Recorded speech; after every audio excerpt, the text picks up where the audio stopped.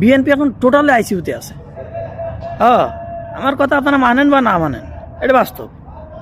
যেভাবে জামাতের জনপ্রিয়তা শুরু হয়েছে সারা বাংলাদেশে, শুধু বাংলাদেশ না প্রবাসেও, তাতে করে আমি স্পষ্ট বুঝতে পারছি, দেখতে পাচ্ছি যে বিএনপি পুরো আইসিইউতে আছে।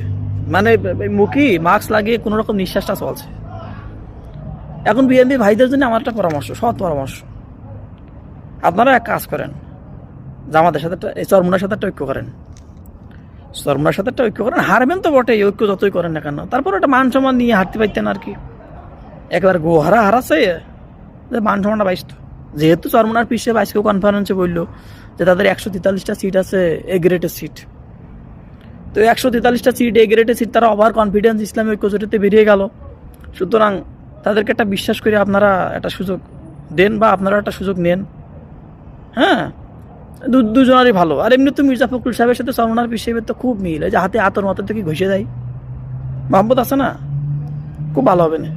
এটা ঐক্য করেন, ঐক্য করে মান সম্মানটা বাঁচান, বুঝতে পেরেছেন? তাছাড়া কোনো কায়দায় মান সম্মান কোনো থাকবি না। এই যে ছাত্রদের যে ভোট হয়েছে না বিশ্ববিদ্যালয়গুলোতে, যেরকম গোহারা হারছে, একটাতেও জিততে পারেনি, 5/0, ওইরকম হবেন কলাম, ওইরকম হবে না। একেবারে টোলারে মান সম্মান ঘাটে মাঠে চলে যাবে না।